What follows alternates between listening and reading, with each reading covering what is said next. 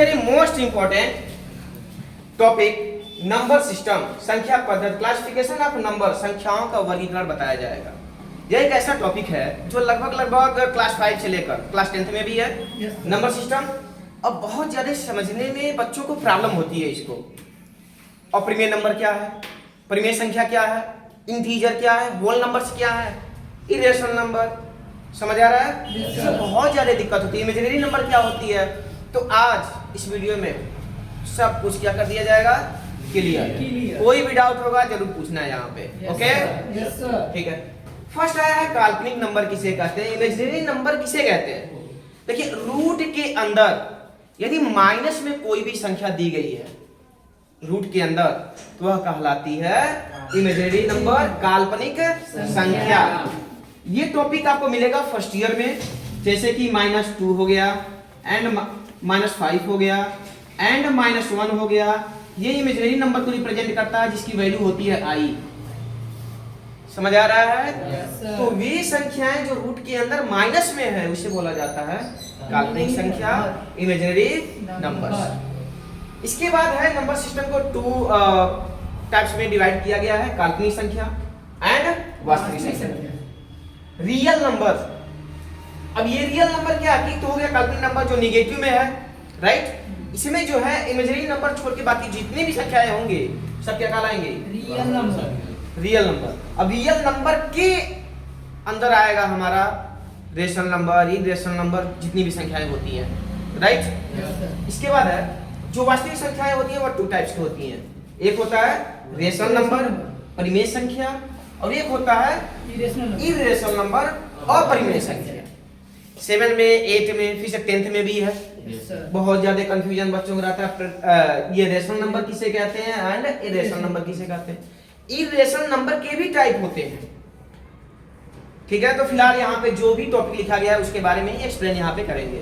Okay, rational number वे संख्याएं जिसे हम p/q के रूप में राइट कर सकते हैं। समझ आ रहा है? वो कोई भी संख्या है जिसे हम बटे के रूप में लिख सकते हैं उसे बोला जाता है रेशनल नंबर। देन इसके अपोजिट वे संख्याएं जिन्हें हम बटे के रूप में नहीं लिख सकते उसे क्या बोला जाता है, इरेशनल नंबर, अपरिमेय संख्या। जैसे कि हम ये कह सकते हैं रेशनल नंबर में 4 हो गया, क्या मैं 4 को 4/1 नहीं लिख सकता हूँ, लिख सकते हैं ना। अच्छा, 3.5, क्या इसको हम बटे में लिख सकते हैं, 35/10, इसको हम सिंप्लीफाई भी कर सकते हैं। ओके, √16, क्या ये इसको हम बटे में लिख सकते हैं, बिल्कुल लिख सकते हैं, क्योंकि इसे हम रूट से बाहर करेंगे तो क्या मिलेगा हमारा, 4 मिलेगा। 4 4 60 यानी 4/1। Any doubt? ओके, इसी से रिलेटेड जो कंफ्यूजन है उसी से हम अभी लास्ट में उसको बताएंगे कि जैसे अभी कहते हैं सर परिमेय पाई क्या है, समझ आ रहा है? तो 22/7 क्या है एंड उसकी वैल्यू जो आएगी वो क्या है, उसको अभी बता रहे हैं। अपरिमेय संख्या यहाँ पे जो इरेशनल नंबर होता है इसको समझ लें। इरेशनल नंबर वे संख्याएं जिसको बटे के रूप में नहीं लिख सकते हैं। आई मीन जैसे कि हम लिख सकते हैं रूट में क्या लिख सकते हैं, 3 हो गया, एंड रूट में 5 हो गया, एंड हम क्या लिख सकते हैं, पाई। समझ आ रहा है? बट हम जब मेंसुरेशन का क्वेश्चन लगाते हैं, राइट, तो उस समय हम क्या करते हैं कि पाई की वैल्यू हम रख देते हैं 22/7। अब यहाँ पे जो पाई की वैल्यू ये 22/7 है, ये लगभग वाली वैल्यू है जो कि कैलकुलेशन करने में हमारा लिए क्या रहे, आसान रहे। तो ये 22/7 की जब बात की जाएगी ये क्या कहलाएगा, परिमेय संख्या, रेशनल नंबर। बट जब पाई की बात की जाएगी ये क्या कहलाएगा, इरेशनल नंबर कहलाएगा। Any doubt?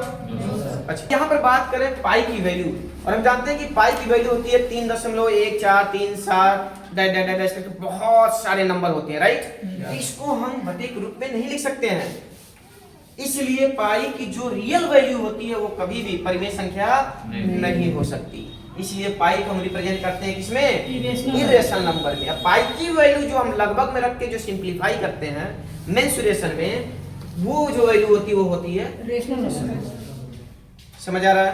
अभी कुछ लोग कहेंगे सर 0/2 क्या है, 2/0 क्या है, इनमें से कौन रेशनल नंबर है कौन इरेशनल नंबर है। तो यहाँ पे इन्फिनिटिव के केस में चला जाता है। समझ आ रहा है? अच्छा, इन्फिनिटिव कब आता है? अगर हम बात करें कि अपरिभाषित, जिसे परिभाषित नहीं किया जा सकता। बताइए, 0 में जब भाग करते हैं तब अपरिभाषित आता है कि 0 से भाग करते हैं तब आता है? 0 से जब भाग करते हैं तब आता है।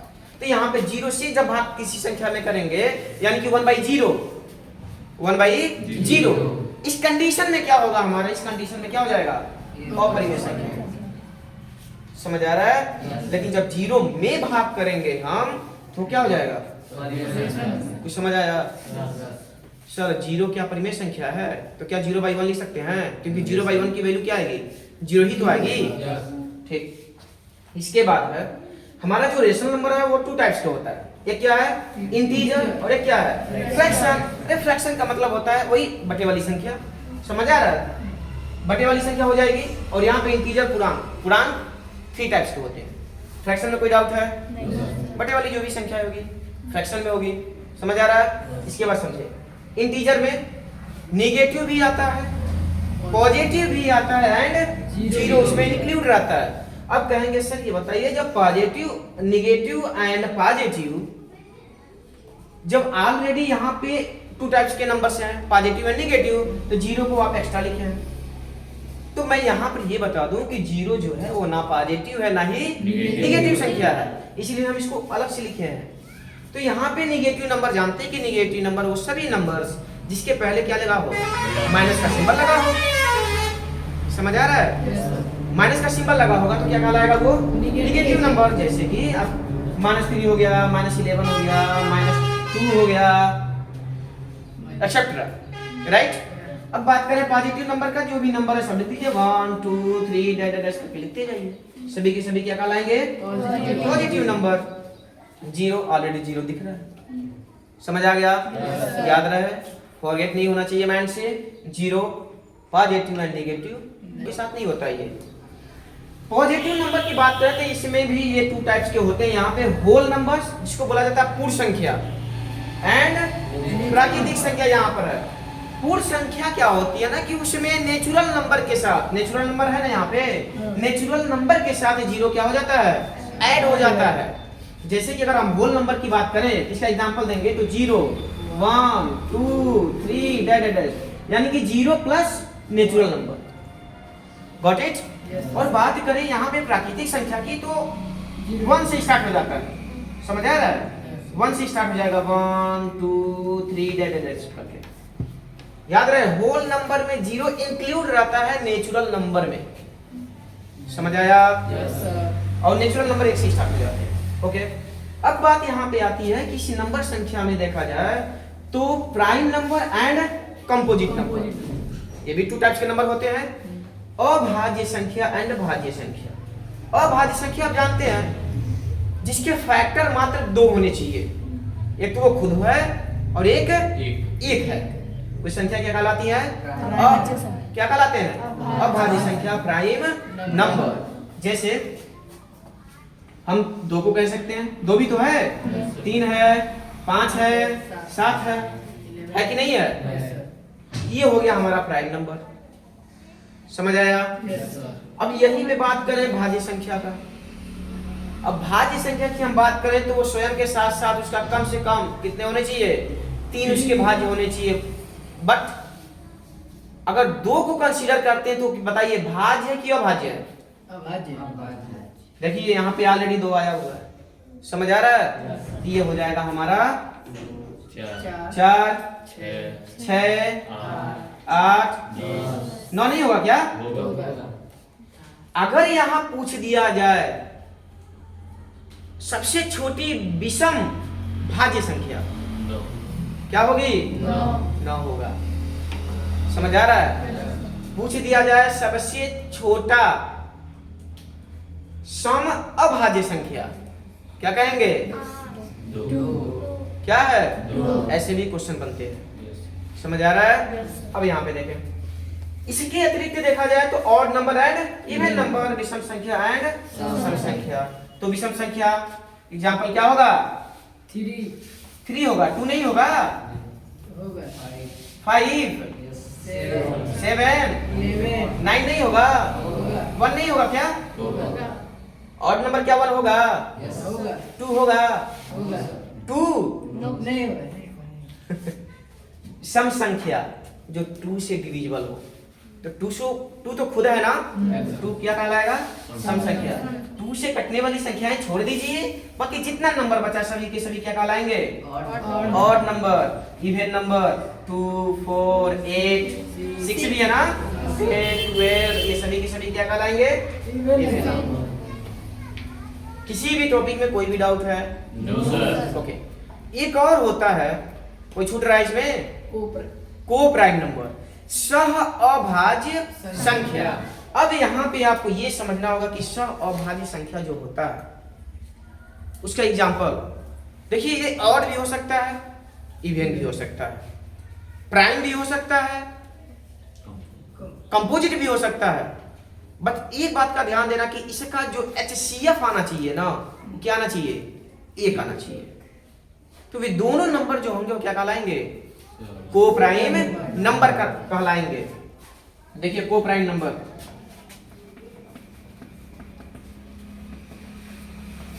को प्राइम नंबर जैसे हम यहां रख दें 8 एंड रख दें 3, क्या इसका HCF हम निकालेंगे कितना आएगा? एक ही तो आएगा। ये दोनों क्या कहलाएगा? को प्राइम नंबर कहलाएगा। समझ आया? ऐसे ही हम लिख दें 5 एंड 7 लिख दें, तो ये नंबर क्या कहलाएगा? को प्राइम नंबर, सह अभाज्य संख्या कहलाएगा। समझ आया? कोई भी डाउट? क्लियर है? सर वहाँ पे इरेशनल में पाई, इरेशनल में हम लिखे हैं पाई। यस। और पाई का वैल्यू 22/7 होता है। पाई की वैल्यू 22/7। और आप वहाँ पे रेशनल यहाँ पर हम लिखे हैं रेशनल नंबर में। यस। कैसे? यही ना, पाई की वैल्यू एग्जैक्ट ये नहीं होता है, हम बताए भी हैं। पाई की वैल्यू क्या है? पॉसिबिलिटी में है, ये लगभग में है। ये हम कैलकुलेशन करने के लिए हम पाई की वैल्यू 22/7 रखते हैं।